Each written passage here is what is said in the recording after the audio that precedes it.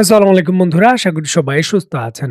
যদিও আগামী ৫ দিনের জন্য ইরানের জ্বালানি সেক্টর এবং বিদ্যুৎ উৎপাদনের সেক্টরে কোনো হামলা করবে না যুক্তরাষ্ট্র, সকল হামলা স্থগিত করেছে। তারপরও যুক্তরাষ্ট্র ইরানের অন্যান্য স্থাপনায় হামলা অব্যাহত রেখেছে। মার্কিন বাহিনী সেটকমের পক্ষ থেকে যেমনটা নিশ্চিত করা হয়েছে, যুক্তরাষ্ট্র ইরানের কুম প্রদেশে ড্রোন এবং বিমান যন্ত্রাংশ তৈরি করার একটি টারবাইন ইঞ্জিন কারখানায় হামলা চালিয়েছে, যা ইরানের ইসলামিক রেভলিউশনারি গার্ড কর্পসের সঙ্গে সংশ্লিষ্ট।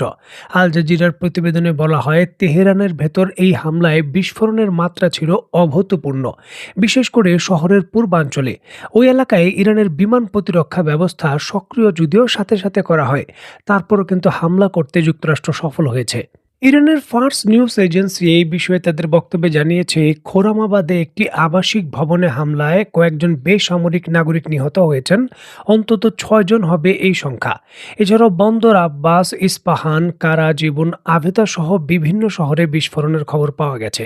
যুক্তরাষ্ট্র নতুন করে যখন ইরানের বিভিন্ন স্থাপনায় হামলা করেছে, এর পাল্টা জবাবে ইরানও কিন্তু গতকালকে মধ্যপ্রাচ্য এবং আরব বিশ্বের বিভিন্ন যে সকল সামরিক স্থাপনা রয়েছে যুক্তরাষ্ট্রের, তার উপর আরও শক্তিশালী হামলা করেছে। অত্যন্ত গুরুত্বপূর্ণ এই বিষয়টিকে কেন্দ্র করে আইআরজিসির যে খাতাম আল আম্বিয়া সদর দপ্তরের মুখপাত্র রয়েছে, তিনি তার বক্তব্যে নিশ্চিত করেছেন, সৌদি আরবে যে আল খারেজে অবস্থিত প্রিন্স সুলতান এয়ারবেজ রয়েছে এবং বাহরাইনে থাকা মার্কিন নৌবাহিনীর যে পঞ্চম নৌবহর রয়েছে, এই দুইটি স্থানকে লক্ষ্য করেই মূলত উপসাগরীয় দেশগুলোতে গতকালকে রাতে সবথেকে শক্তিশালী হামলা হয়েছে।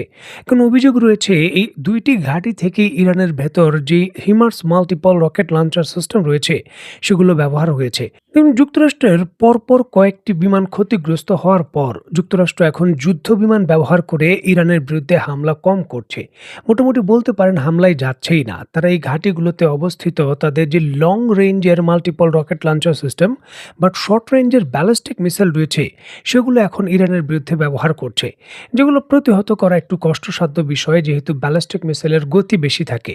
আর এই জন্যই কিন্তু যেই সকল ঘাঁটির যেই সকল স্থাপনা থেকে এগুলো ব্যবহার হয়েছে, সেই সকল ঘাঁটি এবং সেই সকল স্থাপনাগুলোকে একেবারে নিখুঁতভাবে পর্যবেক্ষণ করে পিন পয়েন্ট অ্যাকুরেসির মাধ্যমে হামলা করেছে ইরান, তাদের দাবি। এবং এই ক্ষেত্রে তারা সফলতাও পেয়েছে। এই ইস্যুটিকে কেন্দ্র করে কিছু স্যাটেলাইট চিত্রও কিন্তু তারা প্রকাশ করেছে।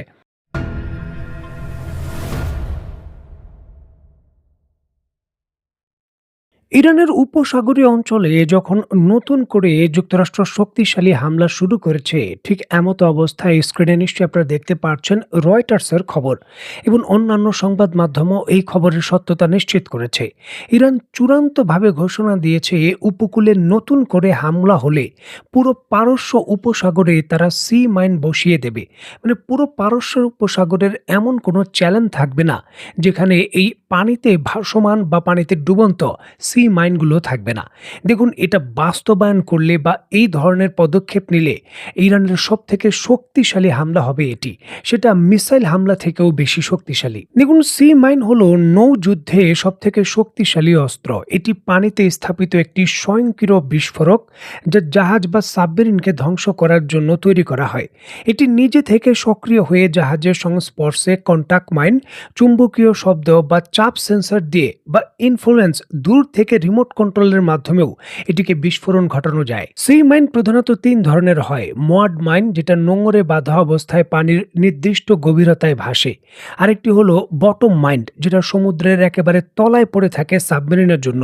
আরেকটা হলো ডিফটিং মাইন, যেটা পানিতে ভেসে ভেসে বেড়ায়। ১৯৮০-র দশক থেকেই ইরান এই সি মাইন তৈরির ক্ষেত্রে ব্যাপক ধরনের বিনিয়োগ করেছে এবং হিসাব বলছে বর্তমানে চীন এবং রাশিয়ার বিভিন্ন ভেরিয়েন্টের যে সি মাইন রয়েছে, তার হুবহু কপি প্রায় ইরানের কাছে ৬,০০০-এর কাছাকাছি এই ধরনের সি মাইন রয়েছে। দেখুন, সি মাইন অত্যন্ত কার্যকর অ্যাসোমেটিক অস্ত্র, যেটা শায়দ 136 ড্রোন থেকেও বেশি কার্যকর। মাত্র কয়েক হাজার ডলারে তৈরিকৃত একটি সি মাইন সহজেই লুকানো যায়, রক্ষণাবেক্ষণের প্রয়োজন নেই এবং যে কোনো প্ল্যাটফর্ম, আপনি চাইলে নৌকার মাধ্যমেও এগুলোকে বিভিন্ন জায়গায় মোতায়েন করতে পারবেন। দেখুন, খোদ যুক্তরাষ্ট্রের রিপোর্ট বলছে দ্বিতীয় বিশ্বযুদ্ধের পর আমেরিকার নৌবাহিনীর জাহাজের যে ক্ষয়ক্ষতি হয়েছে মিসাইলের আঘাতে বা বিভিন্ন ড্রোনের আঘাতে, তার থেকে 4 গুণ বেশি ক্ষতি হয়েছে এই সি মাইনের কারণে। দেখুন, আন্তর্জাতিক রিপোর্ট বলছে ইরানের এই সি মাইনগুলো পার্সিয়ান সাগর এবং হরমুজ প্রণালীতে ব্যাপক ভিত্তিতে মোতায়েন করতে তাদের মাত্র কয়েক ঘন্টার বেশি সময় লাগবে, এর বেশি কিন্তু লাগবে না, মাত্র কয়েক ঘন্টা। তবে এগুলো যুদ্ধকালীন পরিস্থিতির পরও অপসারণ করতে সময় লাগবে মাসের পর মাস, কারণ এগুলো কিন্তু কোথায় চলে যাবে সাগরে ভাসমান অবস্থায় বা কোন জায়গায় এগুলো সেটেল হয়ে যাবে তার তথ্য থাকবে ইরানের কাছে। আর ইরান সেগুলো শেয়ার নাও করতে পারে। তখন কিন্তু একটা একটা করে খুঁজে খুঁজে বের করে বা বলতে পারেন প্রতি বর্গমিটার সমুদ্রের এলাকা সার্চ করে তারপর এগুলোকে প্রত্যাহার করতে হবে, যেটা দীর্ঘকালীন হরমুজ প্রণালী এবং পার্সিয়ান সাগরের জটিলতাকে বজায় রাখবে। দেখুন, ইতিহাস সাক্ষী দেয় যে কোনো ধরনের নৌযুদ্ধে এই সি মাইনগুলো খুবই কার্যকর এবং ভালো ফলাফল দেয়। 1915 সালে তুরস্কের অটোম্যানরা তুরস্কের তাদের উপকূল রক্ষা করেছিল এই সি মাইন ব্যবহার করে এবং পুরো অ্যালাইড ফিল্ডকে আটকে দিয়েছিল। এছাড়াও দ্বিতীয় বিশ্বযুদ্ধের সময় অপারেশন স্টারভেশন যুক্তরাষ্ট্রের জাপানের চারপাশে 12,000 মাইন ছড়িয়ে দিয়েছিল, যেখানে তারা 294টি জাপানের জাহাজকে ডুবিয়ে দিয়েছিল। জাপানের সরবরাহ বন্ধ হয়ে গিয়েছিল। 1950 সালে উত্তর কোরিয়া প্রায় 4,000 মাইন দিয়ে উইনসন ল্যান্ডিং বিলম্বিত করেছিল, যার জন্য কিন্তু উত্তর কোরিয়া যুক্তরাষ্ট্রের নৌবাহিনী দখল করতে পারেনি। দেখুন, 1980-র দশকে ইরান এই ধরনের মাইন ব্যবহার করে তেলের ট্যাঙ্কার এবং ইউএসএস স্যামুয়েল বি রোবোটেট নামক একটি যুক্তরাষ্ট্রের যুদ্ধ জাহাজকে প্রায় ডুবিয়েই দিয়েছিল। এছাড়া 1991 সালে ইরাক যুদ্ধের সময় ইরাক 1,157টি মাইন বিছিয়েছিল, যেটা পরবর্তী সময় উদ্ধার করতে বা নিষ্ক্রিয় করতে প্রায় 3 মাস সময় লেগেছিল।